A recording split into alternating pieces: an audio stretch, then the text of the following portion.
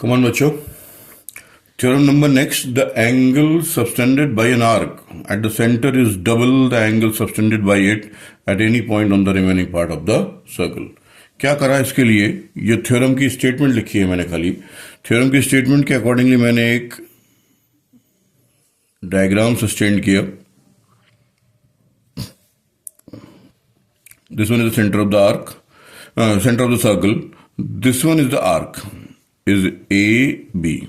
ये छोटा सा आर्क है AB. ये सेंटर O. इसने एक एंगल ये सस्टेंड किया, ये वाला.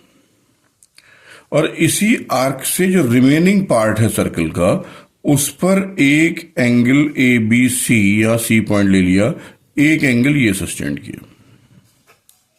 ठीक, बस ये इंफॉर्मेशन हमारे पास है. यानी कि जो इंफॉर्मेशन है उस इंफॉर्मेशन के अकॉर्डिंगली पहले हम लोगों ने क्या लिखा? Given O is the center of a circle. O is the center of the circle. अच्छा, जो चीज हमें प्रूव करनी है वो क्या करनी है? प्रूव हमें करनी है कि angle number AOB is equal to twice angle ACB. इसके बाद हम लोग आ जाते हैं कंस्ट्रक्शन पर. हमने C को O से ज्वाइन किया और इस पॉइंट को आगे बढ़ाया कहां तक? M तक. Join C to O and produce up to M. Produce up to M. Now, come to the solution. In triangle AOC, ध्यान से समझिएगा, डबल एंगल थ्योरम इसी का नाम है. In triangle AOC, AO is equal to OC. क्यों? Radius of circle. Therefore angle number इसका 1 और इसका 2, तो therefore angle number 1 is equal to angle number 2. ठीक, हम एंटर तो इसी ट्रायंगल में है, AOC में. AOC में जब हम गए तो हमने लिखा angle number AOM is equal to angle number 1 plus angle number 2. देखो ध्यान से, एक्सटीरियर एंगल प्रॉपर्टी, ट्रायंगल की एक्सटीरियर एंगल प्रॉपर्टी. ठीक, सुनो ध्यान से. AOM 1 और 2 तो आपस में बराबर है ना. मैंने क्या किया, यहां लिखा 1 और 2 की जगह फिर से लिख दिया 1. इसका मतलब angle number AOM is equal to हो गया ट्वाइस एंगल 1. Understood everybody? ध्यान से समझिएगा. Now we enter in triangle number, अभी किसमें थे हम लोग? AOC में.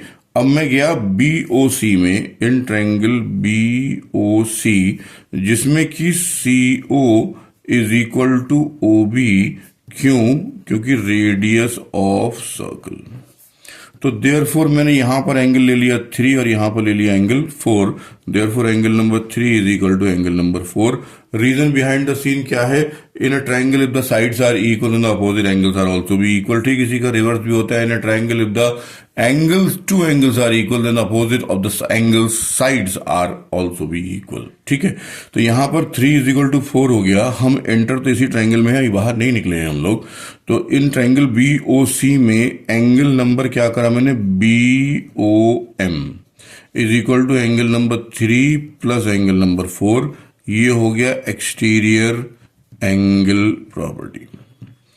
अच्छा, 3 और 4 आपस में बराबर है, तो मैंने यहां क्या करा? BOM बॉम फिर से लिखा.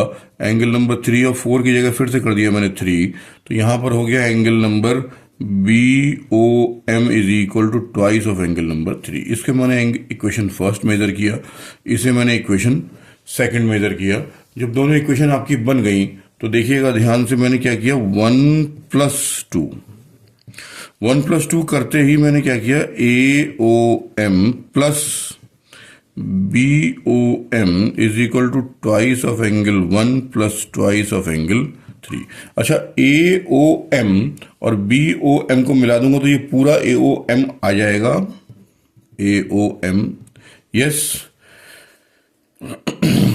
AOM प्लस BOM मिला के AOM नहीं आएगा बच्चों, AOB आएगा. Sorry, AOB. ए ओ बी, इधर 2 + 2, इन दोनों में से 2 कॉमन ले लिया, 1 + एंगल नंबर 3, ये हो गया ए ओ बी ट्वाइस, 1 + 3 मिला के हो गया ये पूरा एंगल, यानी A C B twice of angle A C B. अरे यही तो प्रूव करना था हमें, देखो this is called double angle theorem, this is called double angle theorem.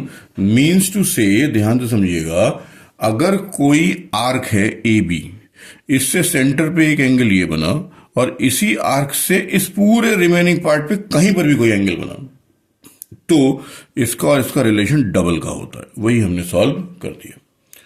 Is that okay everybody? अगर लाइक समझ में आ गया है तो प्लीज लाइक एंड सब्सक्राइब।